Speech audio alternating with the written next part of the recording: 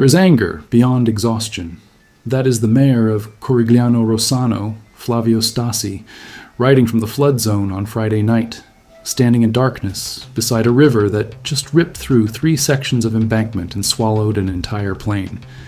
Thursday, February 12th, 2026. Rain begins falling across Calabria, southern Italy. It does not stop. By Friday morning, 260 millimeters have hit the ground in 48 hours, more than most of this region sees in an entire month, compressed into 2 days. At 9:48 on Friday, the Busento River spills over its banks near Cosenza, trapping families and burying cars in mud. But the Busento is a warning shot. Upstream, the Crati, Calabria's longest river, is still climbing. By Friday evening, it reaches 5.5 meters. The embankments crack in 3 places at once, and the Sibari Plain, farmland, homes, livestock, and a 2,500-year-old archaeological site, vanishes under brown water. Within hours, 500 people are evacuated and 40 more are trapped in flooded homes overnight. No power, no phone signal, rescue helicopters circling overhead in the dark, and the rain is still falling. The Crati does not overflow slowly. For hours on Friday, residents along the lower river watch the water climb, past the floodplain margins, past the reinforced sections where crews spent the morning piling sandbags. Emergency teams have been bracing for the peak since dawn. The prediction is 5 p.m., and they're almost exactly right. The embankments do not erode, they break. 3 points along the right bank give way nearly simultaneously, 1 above the railway line, 2 below the SS 106 highway.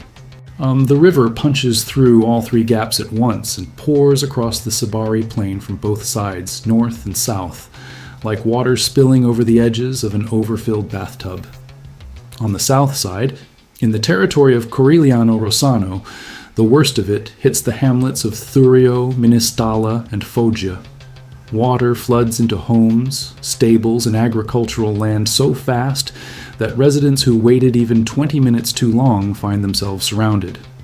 On the north side, in Cassano Alionio, the river cuts straight through the hamlets of Latugele and Piano Scafo before reaching the Laghi di Sibari tourist village, where streets that families walk every evening become chest-deep canals within hours.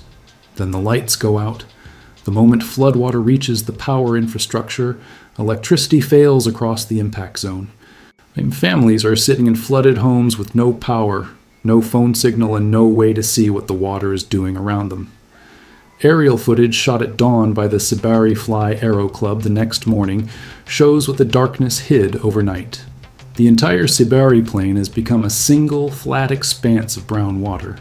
Fields, roads, and rooftops. All of it submerged under a single flat sheet of brown. From above, it no longer looks like farmland. It looks like the sea simply moved inland. Mayor Gianpaolo Iacobini of Cassano posts one photograph to social media, the piazza of the church of San Raffaele Arcangelo, completely underwater. His caption carries 6 words. It is my heart, the most devastated town. Regional President Roberto Occhiuto convenes an extraordinary cabinet meeting and describes the situation in terms that leave nothing to interpret. Agriculture, livestock, and fishing industries across the region have been brought to their knees. That is not political language. That is an inventory of what the Sibari Plain actually does. It feeds people, it raises animals, it ships goods. And all 3 functions have been shut down in a single night. Crops across the floodplain are destroyed. Farmland that families have worked for generations sits under standing water with no drainage timeline. Local reports describe drowned cattle and flooded stables across the south side of the plain, in hamlets where agriculture is not a business. It is the only business. Well, the specific livestock count has not been confirmed yet, but the aerial images tell the story clearly enough. Fields that should be green sit brown and waterlogged, and stables built to shelter animals are now holding nothing but floodwater. The infrastructure damage extends well beyond the plain. In Cosenza itself, an entire section of Via Lungo Crati collapses and is closed to all traffic. The Campagnano River dumps water and mud across road surfaces between Cosenza and Rende, shutting down multiple routes.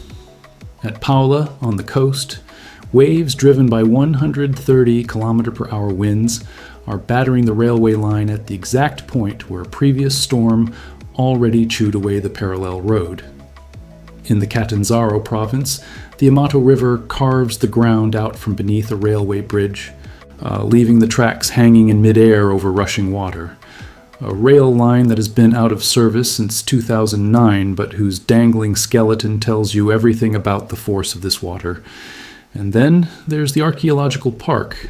The ruins of Sibari, one of southern Italy's most important ancient sites, are sitting under nearly 2 meters of floodwater. Museum director Filippo Demma posts photographs of the damage. This is the same site that flooded in January 2013, when 20,000 cubic meters of water buried the excavations. It flooded again in 2018 and 2019. But here is the detail that turns damage into something deeper. The ancient city of Sybaris was destroyed in 510 BC when the rival city of Crotone deliberately diverted the Crati River to drown it. 2,500 years later, the same river is still flooding the same ground. That is not a metaphor. That is the hydrology of this valley, refusing to change no matter how many centuries pass. Friday night bleeds into Saturday morning, and the only illumination across the breached sections of the Crati comes from headlamps and vehicle-mounted floodlights. No streetlights, no power grid, nothing, as construction crews try to reach the broken embankments while the river is still pouring through them. Mayor Stasi is on the ground through the entire night. His own account of those hours is stripped of any political framing.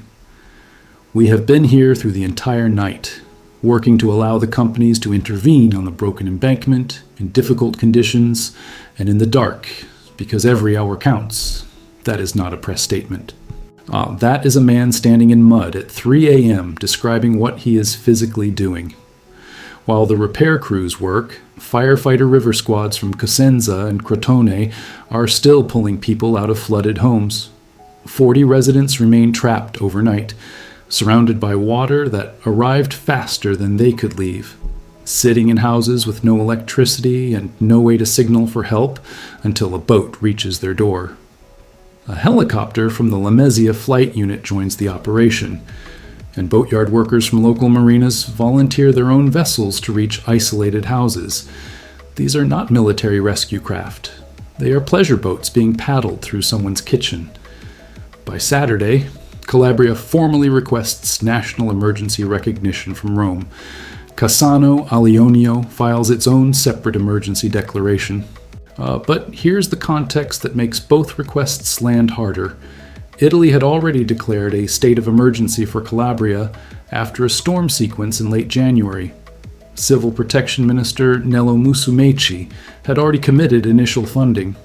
This is the second major disaster hitting a region that was already officially in crisis, and then the single most important line in any of the official statements. Regional President Occhiuto: "Fortunately, there are neither victims nor missing persons." 0 deaths. In a flood that breached 3 embankments, trapped 40 people in their homes, and submerged an entire agricultural plain overnight. That number is not luck. It is the result of evacuation orders that went out hours before the water arrived, and rescue teams that spent the night pulling families out of darkness one boat at a time. Let me come back to Flavio Stasi, because the emotional register of his words matters more than anything else in understanding what this flood did to people. He does not sound sad or shocked. He sounds angry. His public statement after the breach uses a specific phrase, "tragedy foretold," and that choice of words tells you he believes this was preventable. He describes residents returning to their homes not to salvage belongings, but to perform a specific, awful inventory, figuring out which furniture must be thrown away. He describes farmers trying to reach their fields and their animals, not knowing if anything is still alive out there. Think about that for a second. standing at the edge of a flooded plain, looking at water where your livelihood used to be, and hoping that the animals you raised can swim. Mayor Iacobini's grief hits differently. His words carry no political edge, no blame, just loss. It is my heart, the most devastated town. Posted alongside a photograph of his community's church piazza sitting under floodwater. For a mayor in southern Italy, the church square is not just a building. It is where the community gathers, where children play, where elderly residents sit in the evening. Watching it disappear under brown water is watching the center of your town's identity drown. But the detail from Stasi that cuts deepest is a single line buried in his longer statement. He describes encountering residents in the early hours of Saturday morning who were offered shelter and refused it. They are standing outside their flooded homes in the February cold, at Ministalla, at Thurio, at Foggia, and they will not leave. They're not waiting to be rescued. They're waiting to see what is left. And here is why that stubbornness carries so much weight. Stasi describes people losing everything for the second time in a few years. The Crati flooded this plain in 2013, again in 2018, and again in 2019. Each time, these families rebuilt, and each time, the river came back and took it from them.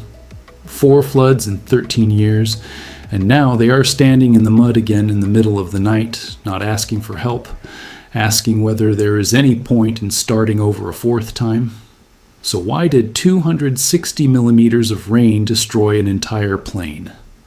The short answer is that the water had nowhere else to go. The storm that did this, referred to in Italian coverage as Cyclone Niels, part of a broader system also called the Cyclone di San Valentino, parked itself over Calabria between February 12th and 14th. It dumped a month's worth of rain in 2 days while pushing wind gusts past 130 kilometers per hour. That combination, the sheer volume of water falling from above and the wind-driven force pushing it sideways, overwhelmed drainage systems, tributaries, and river embankments simultaneously across the entire province.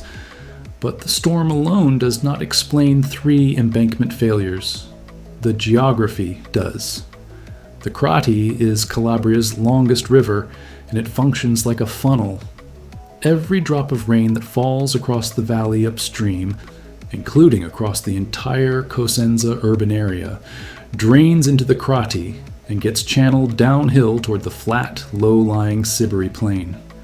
The only real control point is the Tarsia Dam, further upstream. But when the dam fills, everything flows through unregulated, and it all ends up here.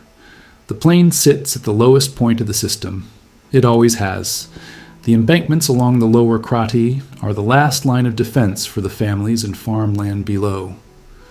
On Friday night, those embankments failed at 3 points simultaneously. That is not gradual erosion from a slow rise. That is structural failure. Walls giving way under pressure. They were never designed to hold. And that failure is where the deeper questions begin.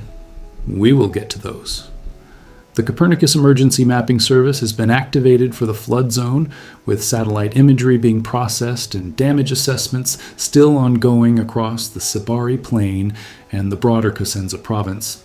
The water level in the Crati has stopped rising and is receding slowly, but slowly does not help the families whose homes are already full of it.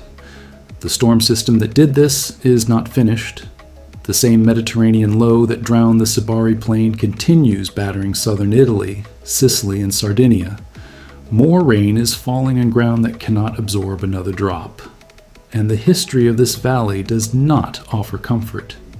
In 2013, 2018, 2019, and now 2026, the Crati has overwhelmed this plain.